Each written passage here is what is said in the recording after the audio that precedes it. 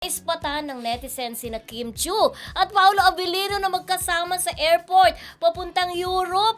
Kinumpirma nga ito na isa pang netizen na Anya, nakita raw ng kanyang source na happy-happy na magkasama noong holiday ang dalawa sa Norway. O, diba? Oo, Galing diba? ng ano natin na writer. Oo, diba? pero hindi. Pero ang sinasabi nila, wala raw talagang, may mga pinapakita kasi sa airport, may pinakita papunta raw Europe. Pero yung picture na yon, nagagalit din yung mga ibang Kimpaw na makapag-post lang daw din yung ibang Kimpaw kahit na hindi naman latest yung picture.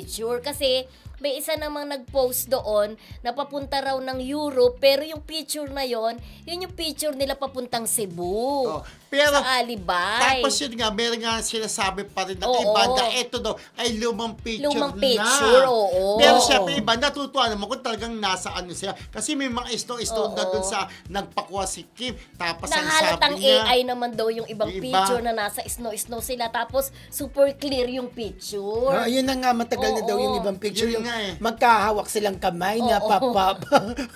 Nakatalikod sila, di ba? Oo. pero Gumana ang daw mga yun. fans, syempre natutuwa na ayun magkasama sa nung nakarang holidays ang Kim Pao, di ba? Pero nga nakalagay pa sa caption na pinost ng isang pani na more memories and more travels sa ang Kim Pao, di ba? Naku, ang dali-dali ngayon ng AI, no? Pwede Oo. Di ba? Nakakaloka yung Nakakaloka, ang daming naluloko. Pero maganda dyan, pag nakita natin si Kim Chiu, nagkaroon ulit tayo ng chance na makatalamitam, tanungin natin. Talamitam? Talamitam? Ano yung sa makatalamitam? Talamitam?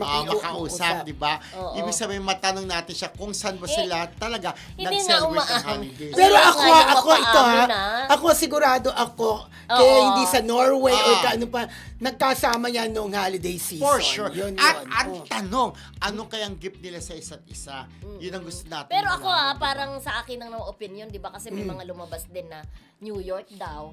Doon sa New York, medyo, kasi syempre may anak si ano dun eh.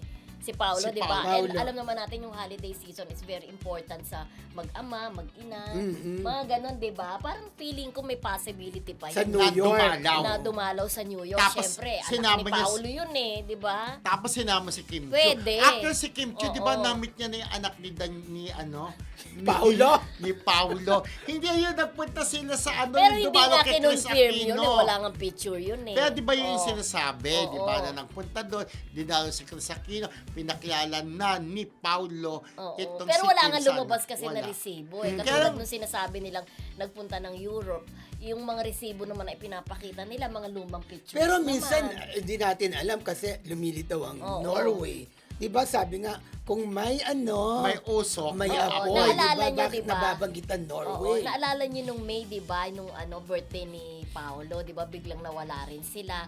Ayaw din aminin, pero may lumabas na sa Amanpulo sila nagpunta, di Oo, ba? Naalala mo? Nakatagilid Oo, sila, pero nakalikod. totoo pala, oo. Tapos, Oo. di ba, bigla na lang silang nagpakita na parehong umitim, Mm-mm. nagkitan. So, parang kinukumpirma na totoo yung mga chika-chika noon. Kaya eto, baka Diba? nga talaga, rin ako baka nga talagang nag-abroad sila. Pero kasama rin ni Kim nung holidays yung kamag-anak niya, yung mga kapatid niya, without ate lakam niya. Di ba? Ito lang. Pero Pagkatapos siyempre mahaba nun, naman yung oo, bakasyon Oh, eh. baka nga right after Oo. ng Christmas. Mga artista naman ginagawa na lang parang divisoria din yung ibang Oo, bansa. oo. Parang, Napakadali oo, nilang mag-fly. Correct, oo. Fly me to the moon. At Ganun. dahil